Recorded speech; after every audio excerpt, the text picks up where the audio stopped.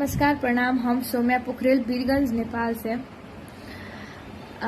आज अपने लोगन के बीच में एक बात कहे के चाहतनी। सिर्फ हम खेसारी जी के फैन जितना बानी उ लोग से सिर्फ कहे के चाहतनी, कौन है पवन सिंह। हम बोले थे तो बहुत ज्यादा विवाद हो रहा है यहाँ पर कि सौम्या का ये है वो है। हम जिसको जानते नहीं है, जबरदस्ती है क्या भाई हम जान लो, उसको पहचान लो। हम नहीं जानना चाहते, वो इंसान को जानते नहीं है तो जबरदस्ती है पहचान लो, जान लो।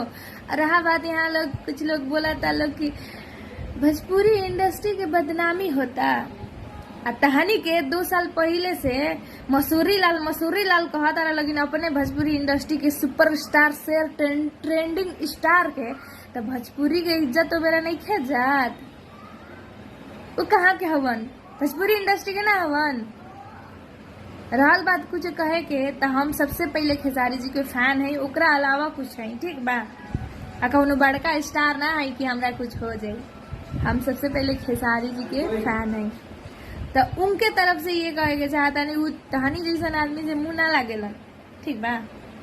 उनका तरफ से बहुत सीधा आदमी बनू, केहू के उतना फुर्सत नहीं थे केहू के वो जवाब दियन। तो वैसे हम देखे नहीं उनकर हर वीडियो, हर हाउ कौन नेटा पोटाहा कौन बालोग उ लोग के कहे लोग मसूरी लाल यादव कौन है, पवन सिंह नहीं जानते।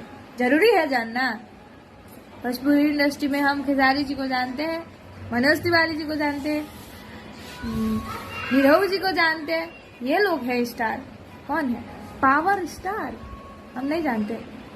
सुबह सुबह हमको फोन आयल रहे, भोरे कि रात के हमरा फोन आयल रहे एगो नंबर से, तू एंगे कहबो नु पवन सिंह के बारे में तो तहरा भोजपुरी में काम ना मिली, लागत तक की लिखवा ले बरन।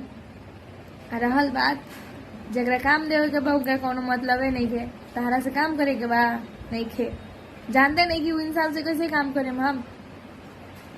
और हमरा धमकावे के तो हम कोनो होने के डराए वाला लड़की ना है ठीक बा। कुछ ऐसा बाटे तो आई बतियाई, गाड़ी दिला से का होई। अब का कही संस्कारे होंगे मिलल है, लेकिन हमनी के कुछ तक कितना हो जाए हमनी के गाड़ी दे देम सन ना। हमनी के बाप मतारी होंगे नहीं किसी कहले के होके गाड़ी देवे के। हम सिर्फ इहे कहे कि हम कह देनी कि कौन है पवन सिंह, तब हल्का मच गल बा।